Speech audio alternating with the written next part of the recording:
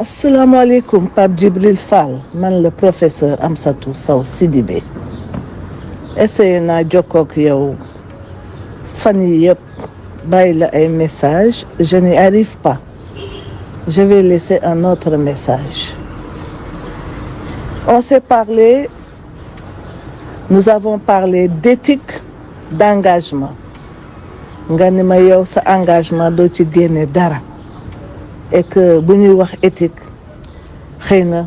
yow ci ñi gën a am éthique nga bokk mais li ma remarqué mooy dama wax ak yow dans le cadre d'une coalition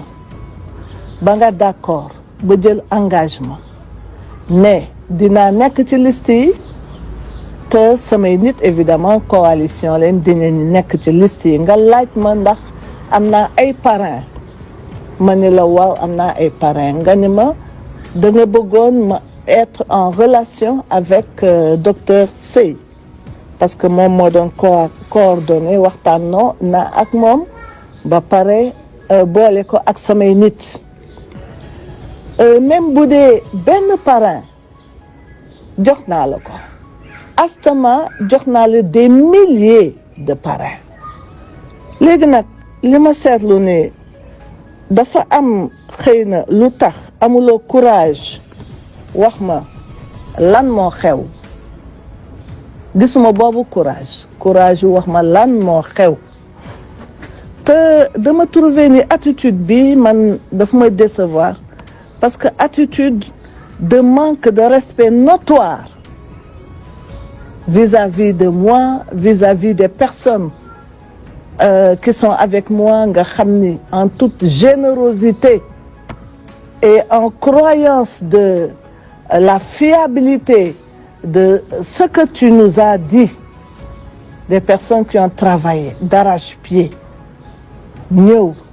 mobilisé wu dugal les parrainages bind les parrainages qu'il fallait aussi ajouter man ci sama bopp ma leen di dolli ay parrainage jël parrainage yi nga xam ni dama ko amoon par le biais d'un lien versé ko di dolli tey li ma remarqué ni mooy nanguwuloo wax ak man xëy na dafa am lu tax nanguwuloo wax ak man même bu dee benn parrain encore une fois jox naa la ko waxatumaak des milliers de parrains li ma lay jëkk ñaan mooy étant donné que da nga garder mutisme te je suis sûr que la nga diggee woon defoo ko nga delloo ma samay parrain dama la ko wax ci kalamu yàlla mani boo gëmee suñu borom delloo ma samay parrain dama ci sonn def ci xaalis bu bare def ci ay déplacement à n'en plus finir def ci fatigue physique def ci fatigue intellectuelle sama équipe sonn fanaan ak sa équipe peut-être 2 fois alors réagiral wax ma ce qu'il en est su ma la déggul nag durant ces 24 heures qui suivent je vais passer à la vitesse supérieure waaw je vais passer à la vitesse supérieure loolu je vais utiliser d'autres voies et moyens parce que mënuma la joindre je passerai par d'autres voies et moyens en tout cas ma déception elle est très forte très forte la déception de l'équipe qui était avec moi ñëw di la jàppale elle est très forte et la déception de façon générale sera très forte voilà li ma la bëgg a wax en le regrettant dama defoo woon ni l'éthique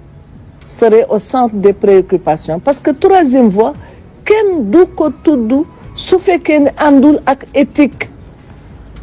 àndul ak force de l'engagement àndul ak force de la parole donnée mon vieux le départ sent mauvais voilà donc j'attends